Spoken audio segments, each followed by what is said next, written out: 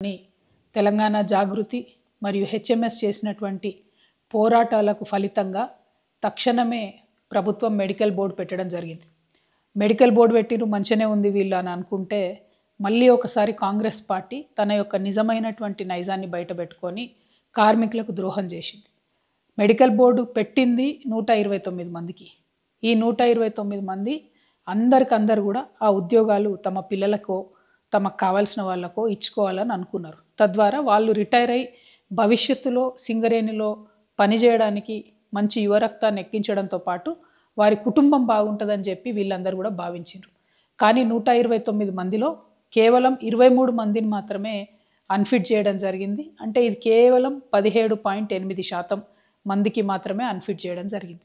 మిగతా 65% మందిని సింపుల్గా అండర్ గ్రౌండ్ మైన్లకు వెళ్ళి తీసి సర్ఫేస్లు ఇచ్చిండ్రు. అందులో కూడా సీనియారిటీని పాటించలేదు. అందరికీ మళ్ళీ జనరల్ అసిస్టెంట్ అంటే ఇదివరకు మనం జనరల్ మజ్దూర్ అనేది ఆ పొజిషన్లో ఇవ్వడం జరిగింది.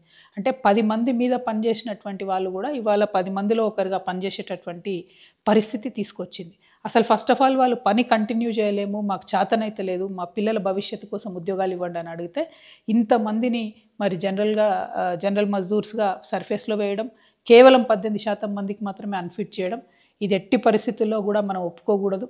అంతకుముందు మేమున్నప్పుడు దగ్గరగా ఉండి చాలా బలంగా అధికారులను ఒప్పించి 80-85% వరకు కూడా అన్ఫిట్ అయ్యేటట్టు చూసేది.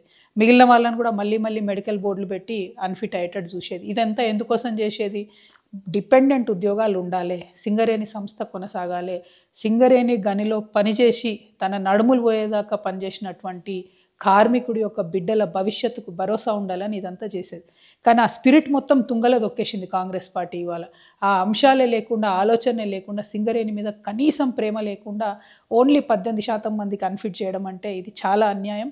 అంటే పోరాటాలు చేసి రోడ్ల మీద పడేదాకానేమో మెడికల్ బోర్డు పెట్టిన తర్వాతనేమో మళ్ళీ ఇది ఒకటి దొడ్డిదారిని అన్యాయం చేయడం ఇది కరెక్ట్ కాదు. ఎవరినైతే మీరు ఆ 84 మందిని మీరు మళ్ళీ తీసి సర్ఫేస్లో వేసిండ్రో వాళ్ళందరూ కూడా అన్ఫిట్ కావాలనే కోరుకున్నారు. వాళ్ళందరినీ కూడా అన్ఫిట్ చేయండి.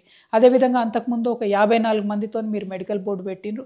దానిలో తీవ్రమైన అన్యాయం చేస్తూ కేవలం 4 మాత్రమే అప్పుడు అన్ఫిట్ చేసిండ్రు. మరి ఆ 50 మందిని మీరు గంగకు వదిలేసినట్టేనా? ఆ 50 మందిని ఎందుకు మీరు మెడికల్ బోర్డుకి పిలవలేదు? తక్షణమే వాళ్ళని కూడా పిలవండి. ఎవరెవరైతే స్వచ్ఛందంగా వాళ్ళ జాబ్స్ వాళ్ళ పిల్లలకి ఇచ్చుకోవాలనుకుంటున్నారో అది ఇవ్వడమే ప్రధాన లక్ష్యంగా పనిచేయాలి తప్పితే అది ఇవ్వకుండా వాళ్ళని ఆపడం కోసం మీరు